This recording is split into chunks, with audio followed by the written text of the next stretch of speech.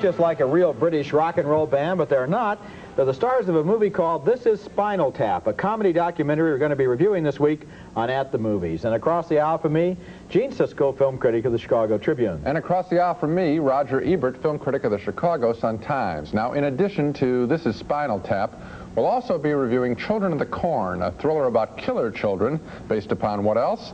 The writings of best-selling author Stephen King. Also, Love Letters, starring Jamie Lee Curtis as a young woman involved in a torturous, all-consuming love affair with a married man. But first, Roger begins with a comedy, Police Academy. Gene, we'll get to that in just a moment as to whether or not it's a comedy. But first, before I even start with Police Academy, I want to go way, way back, a long time ago, back all the way to the year 1980. I remember that. When a movie named Airplane was released. Now, Airplane was a funny movie.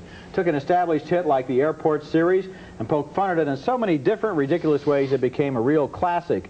But ever since then, they've been trying to rip off Airplane, and Police Academy is the latest dismal failure. This movie is bad. It's the story of a bunch of misfits who are in training to be police officers, and it starts off by showing us what misfits they are. Here's the scene with Steve Guttenberg as a car hiker who's ripe for the academy. What the hell's going on here? Lou? This rude little punk won't park my car. Mahoney, park this car. Spangoli, take a look. If you can find us, do it now, or you're fired. Understand? Fired. Fired? That's not fair. The guy has a bad attitude. What? Do it. Okay, I want you to apologize to this man, then park his car. Yes, sir. Sorry. Get out of here. And clean the ashtray while you're at it.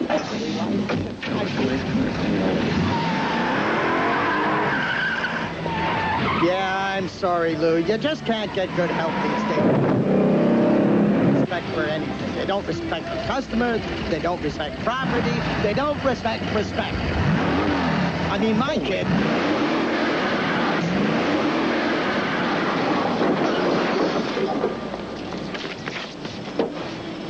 It fits! Damn thing fits! Yourselves without... Once they're inside the academy, the trainees attend a karate class. I need a volunteer. Barbara, get out here. I just ate. Right where I'm standing, right here, right now. All right, now. Come at me with an imaginary knife. Do I have to? Yes, you do. I'm not joking. Come on. Come on. No! Ouch!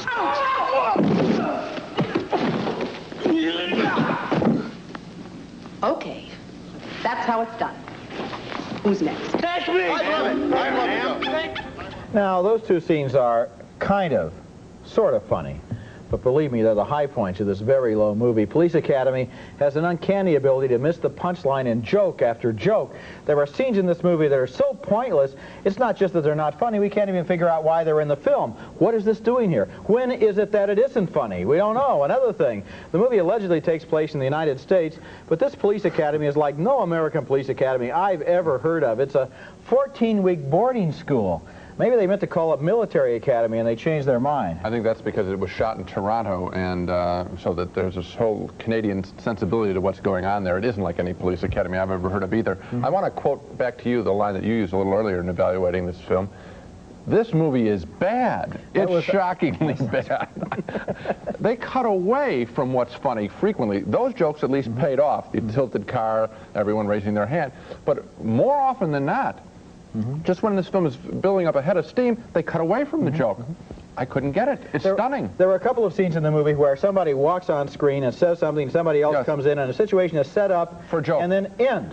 Yeah. No payoff, no failed joke. Just, it's over. And you say, what was that? It went by and it never came back again. This is as much of an imitation of Private Benjamin as it is of Airplane, actually, and it's nowhere in that class. You're right. Coming up next at the movies, killer children in a Nebraska cornfield.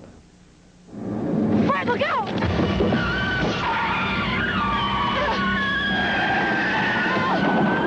Our next film is called Children of the Corn, and it opens with a gruesome murder in a coffee shop of adults by a group of weird-looking children who, it turns out, are part of a strange religious cult that is growing and has been growing for a while in a small Nebraska farm town. And when a couple of innocent city folks drive by the town, they find that even the cutest little girl is part of the dark goings-on. What's your name? Sarah? Oh, Sarah, that's a beautiful name. This is Bert, and I'm Vicky. Are you here alone, Sarah? Do you live here? You just come here to play? Are your mommy and daddy around? They're in the cornfield. Oh, what are they doing there? All the grown-ups are there. Are they working there, though, or having a meeting? No. Isaac put them there. Isaac is one of the leaders of the cult, and that little girl has the gift of foretelling the future by drawing pictures of future events. I wish she had made a series of drawings depicting the second half of this movie, because then I could have left the theater a little bit early. This film gets more and more bloody as it goes on, outrageously so. For example, that young adult man there we saw in the scene wanders into the local church and meets the murdering kids face to knife. What the hell's going on here? What, are you crazy? What do you think you're doing? It's my passage. It's my birthday. You got a pretty sick way of celebrating it, pal. Listen, I don't... Silence, interloper. Your presence does profane this holy place. He will reckon with you. Well, that's terrific. I don't know who he is, but maybe he'd like to discuss the medical side of what's going on here with me. It's as it should be. Amos, It's as it is written. speak no more to him. He is an unbeliever. Hurry, get Isaac. No, wait. Bring Malachi. What do we have here? 19 years. What is this? These people all died so young. Not die. We go to him.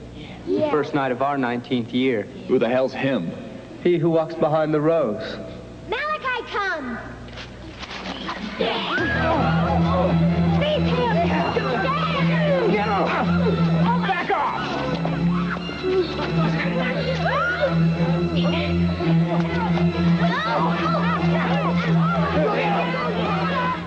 I almost want to apologize for showing that scene. Malachi is another one of the leaders of the cult, and you saw that kid at the beginning of the film, beginning of that scene with the blood on his chest. We get to see in slow motion the cutting of the blood. I mean, that's the level that this film is operating at. There is sort of a convention in horror films that you start out with a brutal murder, like in Psycho, to get the audience's attention, and then you ease up a bit until the very end, the very violent end usually.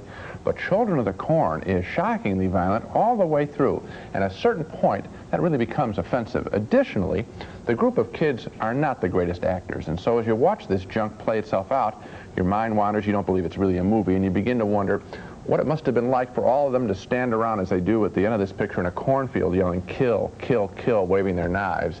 It's a totally preposterous film as played, and The Children of the Corn, I think now, is one of the worst movies of this year. Well, I think you've done a pretty good job on it, Gene, and I'm in agreement with everything you said. I'll mention one thing. It's a Stephen King movie. This is the 8th movie based on a Stephen King book, and it's one of the worst. It's right down there with Cujo. Yeah. But usually in a King movie, the good ones and the bad ones, there's an explanation at the beginning to set up the evil. Here there's no explanation. They talk about he who walks behind the corn. The corn god doesn't, that walks behind the rose. That's not the corn god. He doesn't walk behind the rose. He burrows underneath the rose. He looks kind of like a dog underneath a rug, you know, or international harvester gopher or something. Yeah. And every time you see him come roaring along or whatever it is, you just totally lose any interest in it because it's so totally made up out of nothing. Yeah, I have a set of standards on using kids in violence, and it's... This one just went past the pale of what is necessary.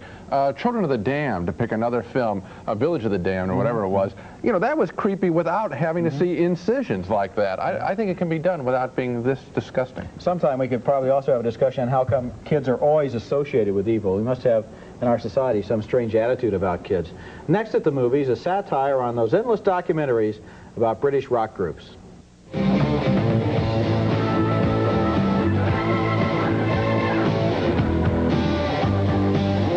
Our next movie is named This is Spinal Tap. I just want to start out by saying this is a good movie. This is not only one of the funniest movies I've seen in a long time, it's also one of the smartest and most clever. It's a comedy that pretends to be a documentary about a British rock group named Spinal Tap, and this is a group of long-haired rock and rollers who are pushing 40 years old, and they're still out there on the road again. The movie was directed by Rob Reiner, who plays the part of the director, and in this scene he's interviewing some of the members of Spinal Tap about how they got their start. Let's talk a little bit about the history of the group. I understand, Nigel, you and David originally started the band back in, when was it, 1964? Well, before that, we were in different groups. I was in a group called The Creatures, which was a skiffle group. I was in Lovely Lads. Yeah. And then we looked at each other and said, well, we might as well join up, you know, and... So we became the Originals. Right. And we had to change our name, actually. Well, there's another group in the East End called the Originals, and we had to rename ourselves. The New Originals. New Originals, Yeah. and then they became The Regulars. They changed their name back to the Regulars, and we thought, well, we could go back to the Originals, but what's the point? We became the Thamesmen at that point. Stop wasting my time. You know what I want. You know what I need. Oh, maybe you don't. Do I have to come right out and tell you everything? Give me some money. Give me some money.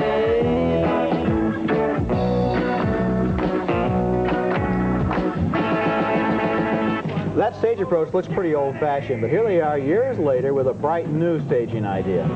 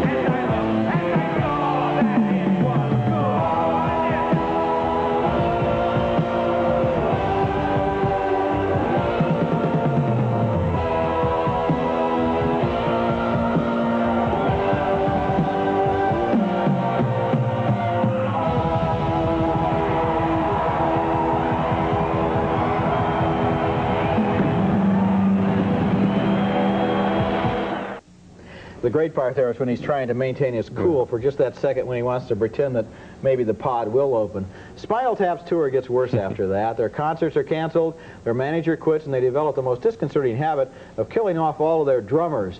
One of the amazing things about this film is how much it really does feel like a real documentary. We get the dumb questions and the funny answers, and meanwhile we can see the group disintegrating before our very eyes. And yet, it's all done subtly. They don't go for the obvious gag. There's never a moment when we feel they're going for a cheap laugh. This is Spinal Tap. Feels like a documentary. It works as a great comedy, and it also succeeds in telling us the story of this very badly confused rock band. I think it works because they have a terrific comic premise, because this film actually has something to say about the rock business, which is that there are a lot of bad bands out there, and they have some popularity. What they did, think about what they really did here.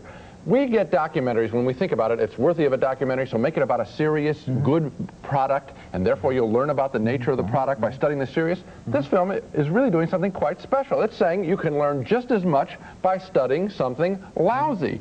We learn just as much about the rock business, if you want to know, from this movie, with all of its funny stuff, as we do learn by studying the success of the Beatles in The Complete Beatles. Sure, you see all about how they're going to package the album, how they advertise, how they tour, all the problems they have. And the other thing is, there's the story underneath. the story of the band and the relationships in the band that we pick up almost at the corner of the screen. One of the things I liked best about this movie was you had to be smart to watch it. Yeah. You had to think a little bit in order to figure out everything that was going on. It didn't pound you over the head. Shake hands with yourself then on that one. Hey, I really want to congratulate myself for my intelligence, and I'm sure you feel good about yours too. Yeah, I got it real easy. I understood everything more than you did. Coming up next at the movies, Jamie Lee Curtis lives out her mother's fantasy life by having an affair with a married man. I don't want to be forward, but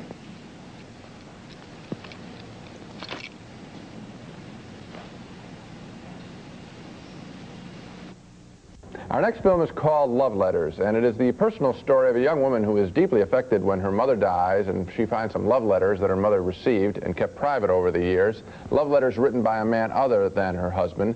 The letters come to life in a way when the daughter, Jamie Lee Curtis, meets a married man she's attracted to. Should she get involved? Unrequited love can be painful, as the letters to her mother reveal, but she does go ahead, throwing herself fully into a highly sexual relationship. However, it is not enough for her. She wants more. And midway through this movie, she tells the guy so. Why couldn't you just lie to me? Why couldn't you just lie and say, and I don't love her?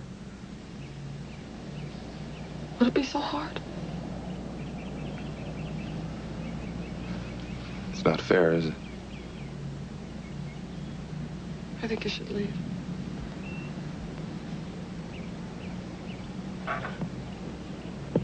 It's just not easy anymore.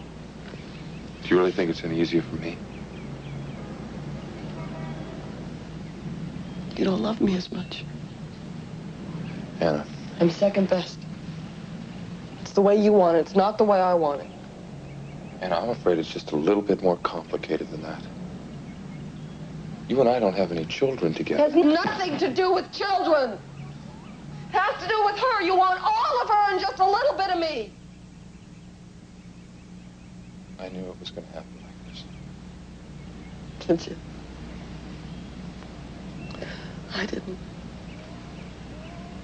You want me to leave my family? No, I want you to want to leave them. I want you to want to leave her because you hate her guts. Because you love me. I want you to want me. At any cost, I'll take guilt. I'll take anything. I just want you to want me. I just want you to want me. I want you to hate her. Those are surprisingly frank admissions, shockingly so. Love Letters works on a very simple and direct level. We know the truth of this situation intuitively. We see her cross over the line and take the risk of getting involved with a married man. And we learn how, oddly enough, she is risking as much or even more of a hurt than he is, even though he's the married one. And we see Jamie Lee Curtis acting out the pain and pleasure of such a relationship in every detail. Love Letters was directed by a woman, and that helps, because we are told this story from the woman's point of view. Jamie Lee Curtis's character is the center of this film. She's given a full life. She has a job. She's a disc jockey. She's very good at it. She has the potential for a full life. We see all of that, and we see her learn a thing or two about love and obsession. I like this film very much because it dares to let its characters get really turned on physically and then truly get angry. Even though it sort of has a drippy romantic piano soundtrack, the emotional range of this picture is quite real. I think I liked the movie just as much as you did. I thought this was a movie where I could really recognize the people on the screen as human beings who have problems that I believed in. They had personalities I believed in, and I was very interested in what happened. Yeah. But let me tell you a funny story. I walked into this movie totally cold. I knew nothing about it. Jamie Lee Curtis's name came up. That was the first I knew she was in the movie. Yeah. As the movie started, and she's this disc jockey, and she meets this guy, I began to feel, because I had seen so many other films with psychotic killers in them, that probably this is going to be like, you know, the female play Misty for me, and this guy that she gets involved with is going to wind up with a knife or something. Halfway through the film, I realized, hey, this is an adult film. It's seriously interested in these characters. It cares about them, and I felt very grateful for that. And at the end of the film, I thought, I've been starved for serious human movies like this. You know where you've been starved for it really is the American cinema, because, you know, Last Tango in Paris, I don't think this is that good a film, but Last Tango in Paris was shocking to us because the emotions were so strong, the love and the hate between them. the same thing is going on a little bit in this film, almost the same level, and that's refreshing. I like to, break out of the narrow range of television emotion and get some big emotions like in the movies. Just one other footnote. After seeing this film, I believe that Jamie Lee Curtis can play almost any role they have for her. I was really impressed by how good she was in the film. She's a stunning presence. There's no getting around that. That's part of her appeal. We really do watch her. Now let's take another look at the movies that we've reviewed on this show. We both voted thumbs down on Police Academy, one of the most inept and idiotic comedies in a long time. And 2 more thumbs down for Children of the Corn, the Stephen King thriller that didn't thrill us and didn't even interest us. 2 thumbs up, though, for the wonderful This Is Spinal Tap, a brilliant comedy that satirizes rock and roll documentaries. We both loved it. And 2 more thumbs up for the sensitive, unusual love story, Love Letters, with Jamie Lee Curtis in love with a married man. Okay, I'd see Spinal Tap first, and then I'd go see Love Letters. I'll go with you. I want to see those 2 in that order. Okay. I'd see them both again, actually. Yeah. Well, that's it for this week. Next week, we'll be back with reviews of more new movies, including Greystoke, The Legend of Tarzan, Lord of the Apes, which bills itself as the most authentic story of Tarzan the Ape Man. That's next time, and until then, we'll see you at the movies.